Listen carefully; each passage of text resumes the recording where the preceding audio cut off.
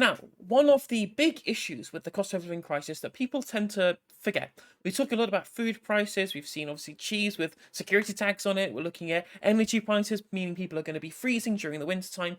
This is all the kind of the big talk of the cost of living crisis, but something that generally does kind of get forgotten a lot of the time is the issue of rents, right? Rents are going up and mortgages are going up too. Obviously, there's been the increase in interest rates, but the increase in actual rental is skyrocketing. Some people seeing 10-15% rental increases, which is unsustainable for huge swathes of the population. Now, I've made my thoughts on landlords incredibly clear on this channel plenty of times. I think they are societally unnecessary, they're parasitic, they contribute absolutely nothing, and they take money out of the economy and prop up a bloated housing market, right? Now, you can watch my video responding to Graham David from TikTok for further information about how I feel about landlords as an institution, right? But there's been a coverage on LBC today about the issue of landlordism, about the issue of rental increases and how much people generally pay for a lot of the time on rent where they live, and some people are up to 30%.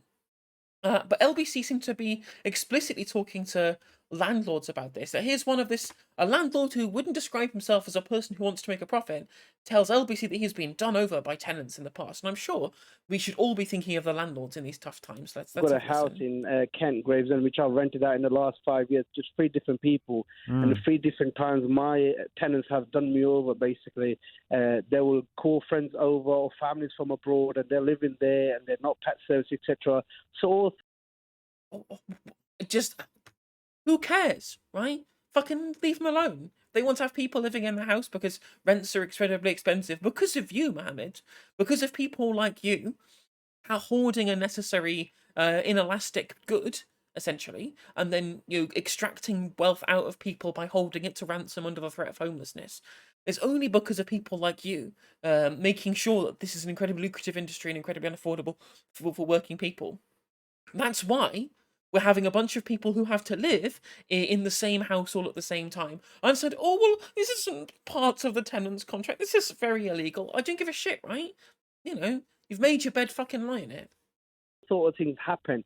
And where Frank said he basically hasn't got a decent accommodation, is also depends on the money though.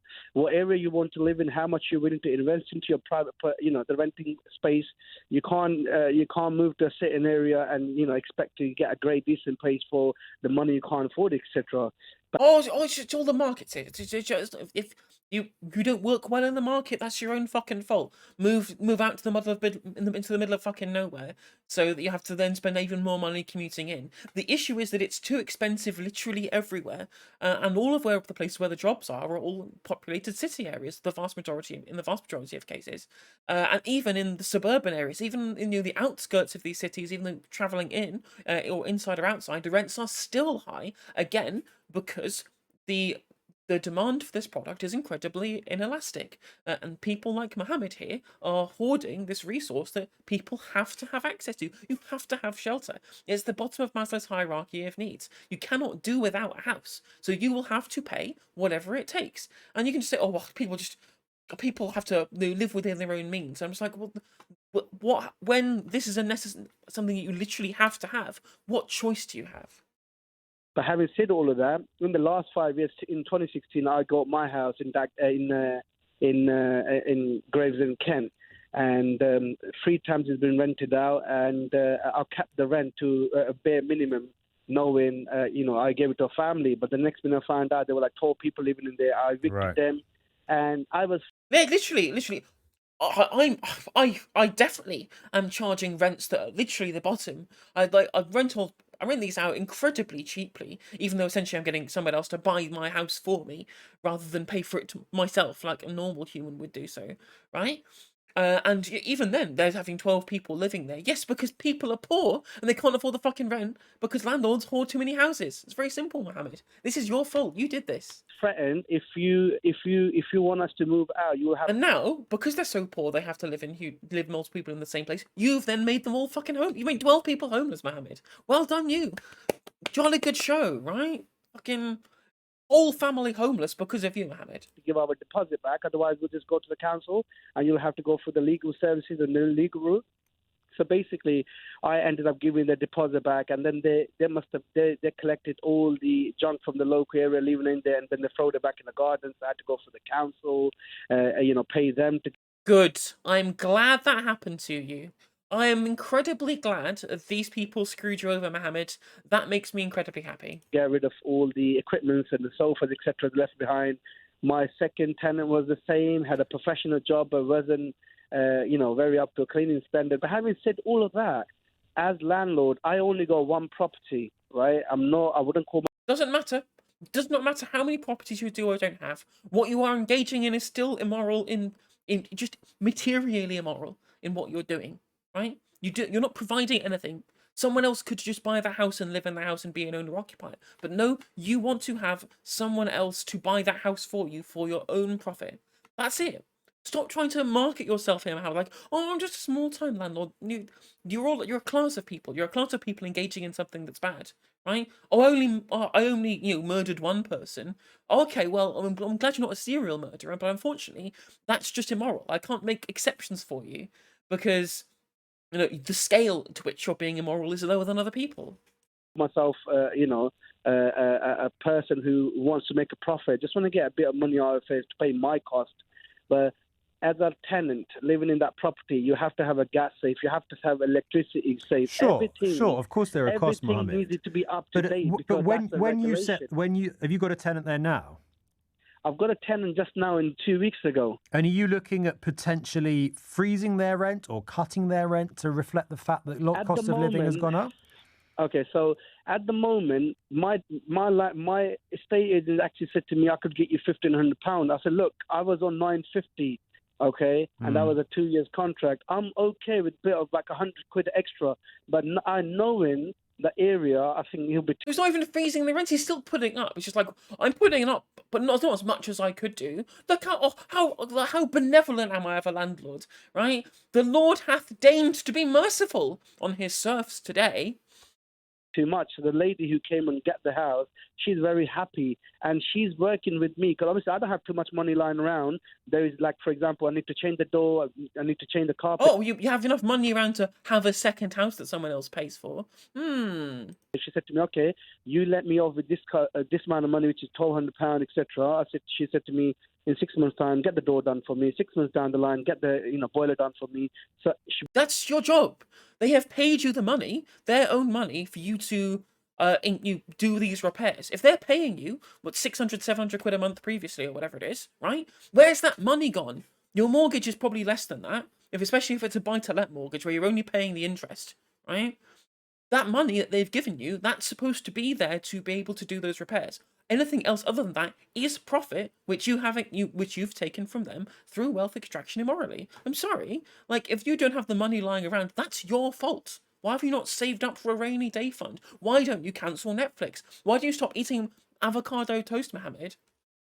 We are working together, helping each other out at the same time. So you've kept her rent a bit. No. She's helping you out, and you are doing the absolute bare minimum. Lower, and she's going to help you out with the refurbs. Exactly. So the agent wanted to charge £1,500. What have you rented it to her for, Mohammed? £1,200. Okay, fair enough. £300 fair enough.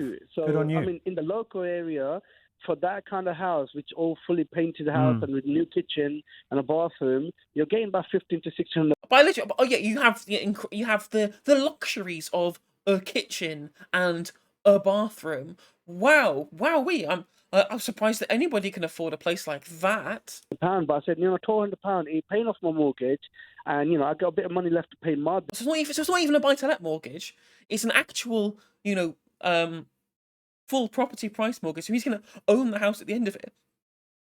He is literally fleecing this woman to get her to buy his house for him. And I was complaining. I was like, oh no, I have to repair the door and make sure that the boiler's good. You'd have to do that if you own the fucking house anyway. But this way, you're getting someone else to pay for it for you. Bills, so why can't I? And it's a family. Is with 2 kids.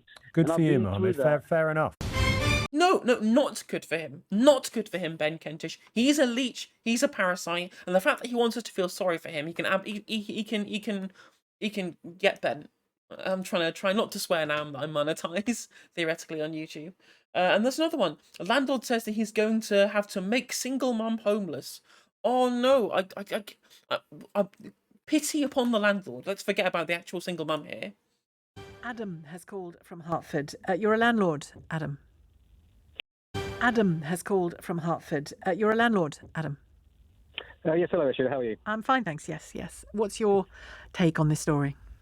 It links to what your previous caller was saying, really. I'm a private landlord. It's not my full-time job. When I moved out with my now wife 7 years ago, through hard work, I managed to keep hold of my property, and it's given me a small income over the last 7 years. Yeah.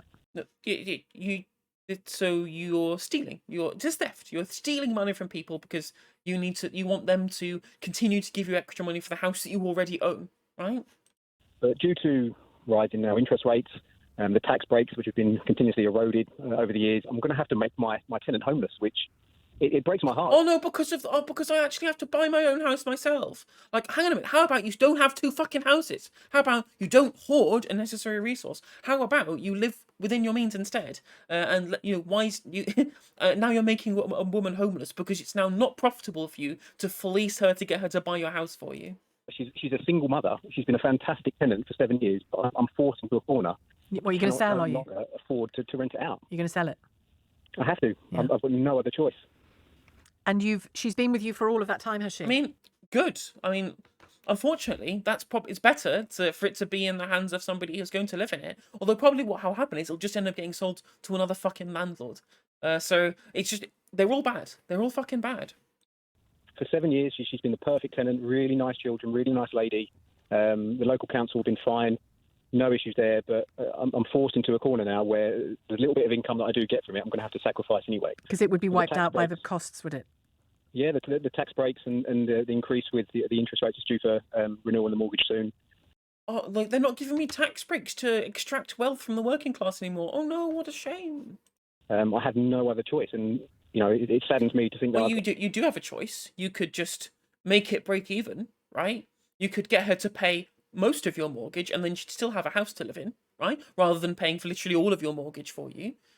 How about that? How about instead of making her homeless, right? Like, yeah, exactly, main captain. Do they hear themselves and thinking, oh, but woe is me that feel sorry for me for having to kick out a woman because I can't afford to not just get her to buy my house for me, to buy my house for me and then give me extra money on top of that in profit as well. I've got to inform her at some point soon that she can't live there anymore. How many kids has she got? 2. How much time will she have? I'm not entirely sure. I've got to start the process of speaking to the council and put her back into the council's hands again. In essence, she's made a home there, but I can't see any other route out. Someone did mention about you can offer for sale to other renters, but I've been advised by the estate agent that can be quite a more timely and costly process. Sorry. Oh no, you might have to incur more costs to be a more moral human being. Or how about we just cut costs, then you can be an immoral piece of shit. That sounds much better. Say that again. I don't understand what you said there. So you can find a buyer that's willing to take the tenant in there, apparently. Oh, I see. So the tenant doesn't move, but you sell to somebody else. Yes, but having spoken to estate agents I've got quite a good relationship with, they've advised me against that due to just time and costs of it. Worth looking into a bit more, maybe. I don't know. It does seem like because obviously you don't want to have to do this to this woman, but it does seem like the solution, doesn't it? Where both of you. I mean, you don't have to do it. You don't have to do it. You can just make, a monthly slight loss and then get huge amounts of profit at the end of it when your mortgage is paid off and you've essentially been given a free house paid for by someone who is worse off than you are. This is your second. You have 2 houses. You do not need 2. Get what you need, which is you get the financial relief from selling the house, and she gets the relief of staying in it. Yeah, and it's something that I've inquired with the estate agents, but they've advised me for certainly for my financial needs, it'd be easier just to put it on the market in the old-fashioned way and recruit my finances that way, because it's got to the point where I can no longer feasibly afford to rent it out. But what costs does the house incur to you as things stand? I make very little money from it monthly. When you take into you are making the entire cost of the mortgage. You are making someone else is paying for your house. They are buying you your house. Every single penny that they pay you minus interest is profit. The tax, obviously there's a mortgage still to pay, and those things have always increased. because So there is you an and your option of you and your increasing her partner, rent, but again, that puts pressure on her. yeah. And whereas at the time you moved in with your girlfriend, you could have, cashed in your chips with that house then, couldn't you? But didn't. But it is clearly a resource. Yes, that's a thing he definitely could have done. Rather than trying to squeeze as much, or every single last penny he could out of the underlings and the serfs below him, rather than actually selling the commodity for what it is, as a tradable commodity, and not as a as a vessel for passive income. But he's like, no, I will squeeze every last penny. I will then have to deal with the emotional burden of making a single mother homeless, and then reap all of the rewards and the dividends at the end of it anyway. Wow, I'm assuming he feels so hard done by at the moment. Adam from Hartford. For you now, and particularly when things are getting tight. Yeah, absolutely. I mean, through hard work, I managed to keep hold of it, and it gave me a good little bit of income, and obviously the equity built up a little bit. And I saw it as a long-term investment. But So you are now acknowledging that you have plenty of equity from it. That's strange. I thought that you were making a loss. Very odd. it's got to the stage now where that's just not feasible anymore. And are you anxious about telling her? Yeah, I really do feel for her. I've known her for 7 years. She's a really nice lady, but I have no other choice. Yeah. I think I'm not the only person that's been forced into a number of corners like everyone else has. Yeah, you need to give her as much time as possible, don't you? That's Absolutely, the yeah. kindest thing to do. Yeah. Well, I wish you luck with it. That's not a. Perhaps, honestly, the fact that he's trying to garner sympathy from us, like, oh no, look at this incredibly awful situation that I've literally put myself in because I wanted to make a bunch of profit off of poor people. That's the situation that he's in, right? I wanted to make a profit off of this single mum, and now I can't make profit anymore. I'm now making her homeless. That is the choice Adam, you chose to do this. This is your own fault, right? This is literally your own fault. And then you're going to say, well, I've got loads of equity out of this now. Yes, brilliant. That's equity that she's given you. That's equity that she's paid for you. For the privilege of literally not being homeless. Brilliant. Fantastic. An easy situation to find yourself in, Adam. Thank you, Adam in Hartford, and feel more even for the woman and her kids. I love the top comment underneath mine. You've got so much respect you decide to let half of London know before you let your tenant know. Incredibly funny.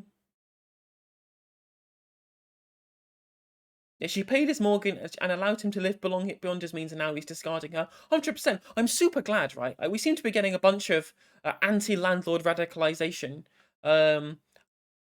amongst the general public, amongst the working class now. Like, it was really interesting. Thing. Who was it tweeted out? It was Mick Clinch, actually. We watched the segment that he did in the pub with Joe Politics, saying that back in his day, it was a stigma to be a landlord, and now it's a cool property journey adventure towards passive income, where you get to have your 100,000 follower TikTok accounts and your YouTube channels to brag about how much of a societal parasite you are. And I'm really glad that they're now becoming a huge stigma all over again, because they absolutely should be. They're the lowest of the fucking low. LBC caller, nobody rents out a good house for tenants. Frank's calling from Omar. Frank. Yes, I've been renting for 12 years, Eddie, now, and my experience has not been very good at all in the private rental section. Private rental landlords are not very good at all. That woman was spoke very well and was very decent and was very reasonable. But has not been my experience at all. What's your experience, Frank? What sort of situations did you find yourself in? I used to own my own house, but I lost it 12 years ago, and I've been renting since. And in 12 years, I've had to move 5 times. I had to even move into emergency accommodation last August. Rented properties are not very good at all. No, literally, the government voted against at one point previously legislation about keeping homes fit for human habitation. Right? There's such a huge scandal in the housing association sector as well. It's this absolute fucking scourge. Oh, again, that's obviously 26% Tory MPs are fucking landlords, and that's why the landlords have been allowed to be able to rake in huge amounts of money for fucking decades, because there's just been no ability to hold them to account anymore. And he's absolutely right. It's always terrible, right? They never like even if the acts of engaging in landlordism, regardless, was still wasn't in some way not immoral, because it is. the fact that they don't even do their job as a property manager properly, right? Because they don't fix shit. It's super difficult to get in contact with them. Estate agents are absolute fucking bastards to deal with. Letting agents as well. Absolute. They're just the worst. They're just the absolute worst people you could ever hope to meet. You're putting up with somebody else's poor design, poor quality of accommodation, and all this. Nobody rents out a good house for tenants. Nobody. Can anybody? That's not me? true, Frank. There are lots of very nice properties being rented out, and there are a lot of landlords that are doing quite a good job. I disagree. No, Ben, there are no landlords doing a good job because the job itself of being a landlord is inherently bad. It is immoral, as I've said already countless times during the segment. There's nobody rents out a decent, nice house that you would call a nice home. Nobody. I don't agree with that at all, Frank. There are a lot of rental properties in poor condition. We'll have to disagree. Nobody rents out a nice semi-detached or detached house that you would like to call your friends around and say, "I've got a lovely home." 100%. Because if they did, they would be living in it rather than renting it out. I'm assuming not if he's working for LBC, but nobody. Frank, I think there will be people listening to this who are in one of those properties. The question is, of course, that they're having to pay through the roof for the honour of living there. That's the problem, isn't it? It's not that there's not. I mean, they're all It's all the same problem. They're all problems. Nice homes, of course, there are a lot that aren't up to standard. Well, some are, but they're so expensive. My experience, Eddie, is I have not had good accommodation, and you're just a second-class citizen when you are renting in a private. Fucking true and based. We are second-class citizens when we're renting. 100% true. No shot. Rental accommodation is very bad. I will stick to that. That has been my experience. It has been very bad. Private rental accommodation is very bad. Sorry if I am repeating myself. Frank, thank you. Take your point. I mean, again, I hate this idea that, this kind of, well, it's my experience that makes it my truth, right? I don't like this kind of standpoint epistemology shit. But you can talk about the incentive structures at play and just say, well, look, well, why would you? Why would you not cut every single corner? If you're explicitly because you're motivated by profit, you want to make sure that you're spending as little as you can on property maintenance, as much as you can on extracting in profit. That's just how the profit motive works. And talk about that. That's the issue. Because again, if you were going to put in loads of money into a rental property, why would you not live there, right? If you're gonna own a nice house, you'd live there rather than rent it out. This caller is currently forced to be a landlord. Oh, diddums. I'm so sorry for you that you're forced to be a scourge on humanity. So, this is something that is very topical for me right now because if I look at my own rent, I'm in private rental. It went up by 20% within the last 12 months. I signed a lease last August. This August, I'm paying 20% more than what I paid last year. But at the same time, it's if I look at my own situation, I'm a forced landlord at the moment. I'm sorry, Effrey, but I can blame small landlords. They made the choice to be exploitative. Like, it's not like when you start a small business, right? I can understand the point of view of somebody who would say that setting up a business, even if you are engaging in surplus value extraction, you're at least supplying something positive for you're at least supplying something positive for your community. You're giving people some level of employment, right? There's just maybe some kind of innovation engaging in, right? I can understand that point of view about the utility of small businesses and them being a net positive for both new workers and employees alike, or something like that. But if you're a landlord, all you are doing is hoarding a scarce resource and then using it to extract profit, or in the vast majority of cases, from someone who is much poorer than you, right? You don't produce anything. You're completely unproductive as a landlord, right? You continue to inflate the housing bubble to drive up prices because it's within your interest to do so because it increases your rent over time as well.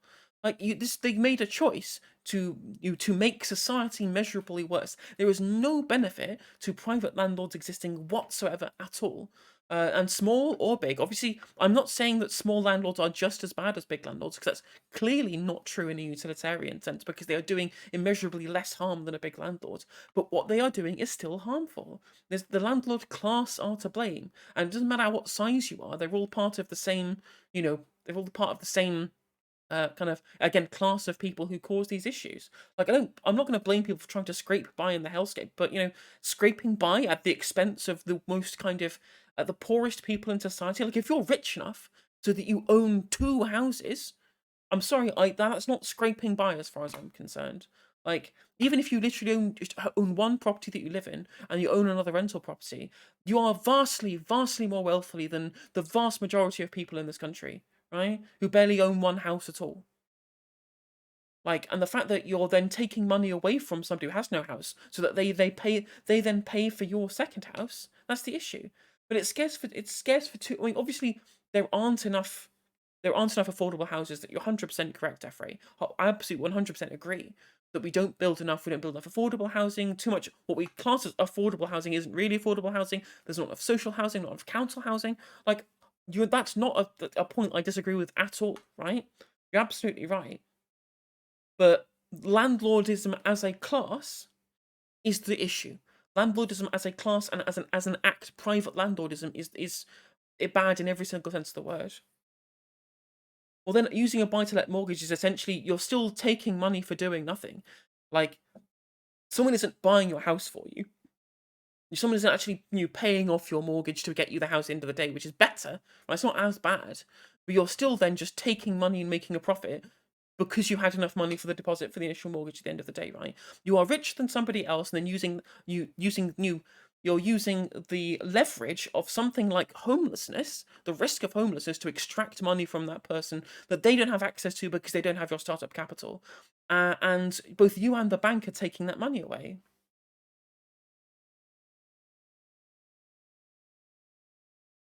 It's not the only choice that you have. I'm sorry. Like, there's plenty of things that you can do that don't engage in wealth extraction from people who are poorer than you. I'm like, again, it's the act of landlordism that's bad here.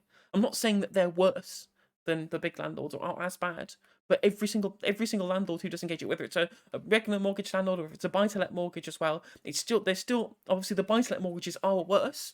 So the buy-to-let mortgages aren't as bad, sorry, but it's all bad. It's all part of the same problem. And obviously Thatcher is the actual person right at the back end of it who is to blame, with the privatisation of council housing, with the move towards this kind of market-based housing system. But then the people who then make the choice that they do to engage in this exploitative practice, we can't just leave them as blameless.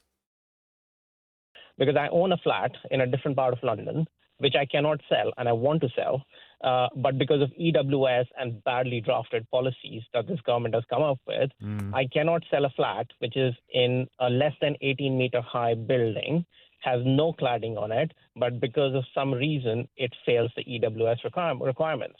So I cannot get a mortgage on it, and hence I cannot sell it because without a mortgage, who's going to buy it? Or else I will have to just sell it at a big discount.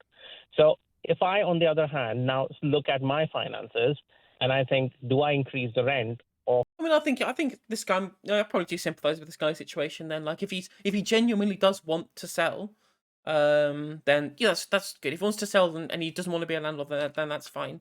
Again, that's an issue with the housing stock that he then can't sell on. Like, if it was in negative equity, I would also have at least some sympathy, not as much as I do in this particular situation where literally he cannot sell on because he can't get a mortgage because of the EWS check. But I'm not sure exactly what that involves, so I can't make a fully cognizant comment on that. But that it could be worse. Of the flat that I'm renting out, I also need to look at the 20% more rent that I'm paying on this side. So I don't have an option but to increase that rent. Right. But I mean, to be fair, in my experience, renting from big landlords has been way better than renting from small landlords. Small landlords are the ones who don't come out. Small landlords are the one that you're trying to keep your deposit. Small landlords are the ones who are because it's so much of their financial investment is in one particular house.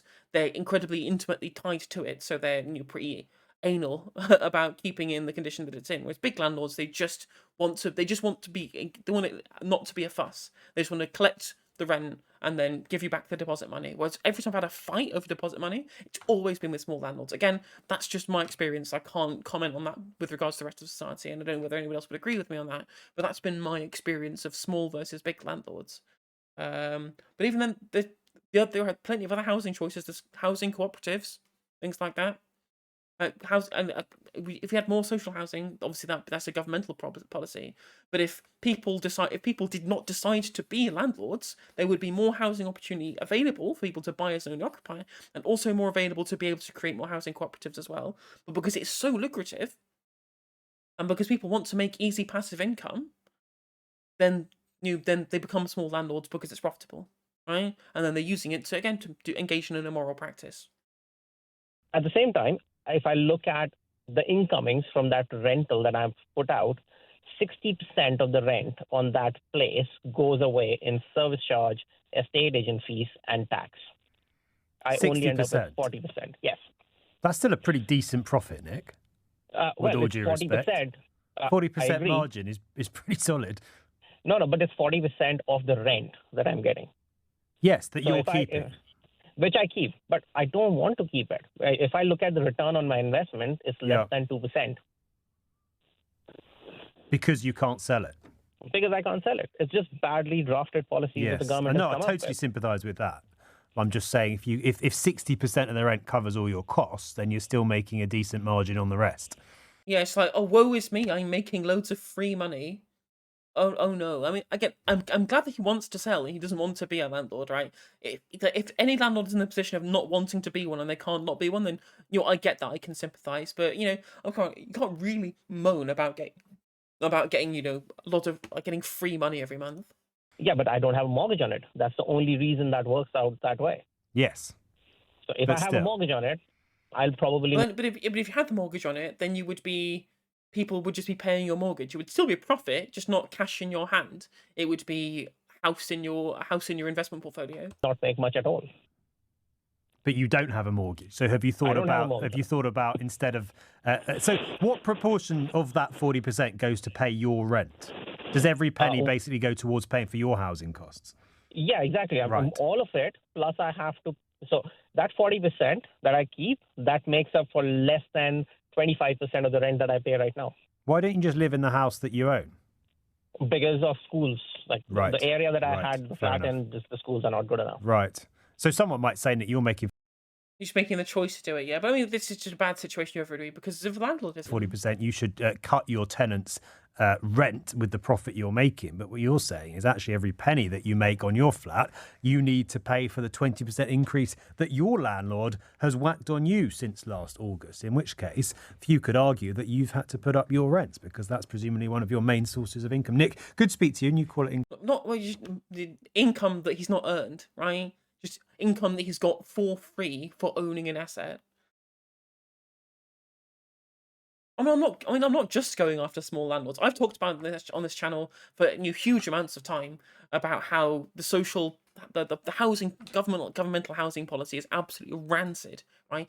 Our housing policy literally does not make any fucking sense whatsoever. Where instead of having a huge social housing stock where we get to rent people to people for cheap and artificially keep prices low on the rest of the private rental market, instead we pay huge amounts of money in housing benefit because rents are too high. That goes into the pockets of private landlords that they then use to continue making the market itself artificially scarce, which then means we have to pay out more housing benefit, which is just empty money that the government just incinerates into the pockets of private landlords, which they could be spending on building more social housing stock so that they keep the dividends that get paid from having the social housing sector to begin with. It's so preposterous, and it's only done in the way that it is because Conservative MPs are over a quarter of them are landlords.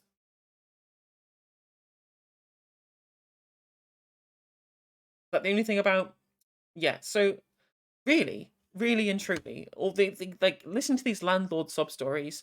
It really does get my goat. It really does drive me around the bend because they can't see it from the perspective of somebody who's at the other end of their of what they're doing, right? It's this level of entitlement when we hear from these landlords, where it's like, I should be able to expect to get my mortgage paid for and additional profit, right? I need to get return on my investment. It's terrible that the government means that I can't make return on my investment. Like, I'm sorry, no investment should ever really be like if we're on the capitalist assumption that putting capital at risk is something that would make you deserving of additional dividends in future that are not gained through your own labour, but just through the investment of capital, right? by this kind of weird paradigm that we have where people think that they should be guaranteed a return on investment if for some reason they're a landlord. That is just entitlement, even in the capitalist sense of the word. It's why Adam Smith, hated landlords as well, right? For exactly that reason, because economic rent is toxic for a consumer capitalist economy. So it's, again, the entitlement is just incredibly frustrating. When you could have just not been a landlord. You could just not be a landlord. People could collectively, as a landlord class, have not explicitly tried to artificially keep the supply of houses low to be able to make money off the fact that rent can increase. I'm sorry, that's just the case.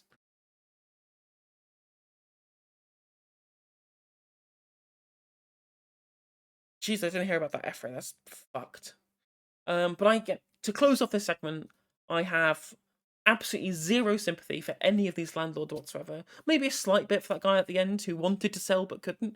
But then even so, he could just live in his own flat and just deal with the issue with the schools in the area rather than getting somebody else to pay part of his rent to another landlord. Right? You could just live in the house and would make everything a load easier rather than just being this chain of people paying rents to landlords. But I digress. This expectation that we should show sympathy with someone who has to go and evict a bunch of tenants because he can't make enough for profit on them. Again, zero sympathy whatsoever. But if you are enjoying this content, future YouTube viewers, please do comment and subscribe. Give that a like as well. And if you want to click the bell, it'll notify you when I go live on YouTube too. And if you want to click any of those, you can go and find me on my social media to follow me ranting on the internet in an incredibly slapdash manner. But I'll catch you on the next one.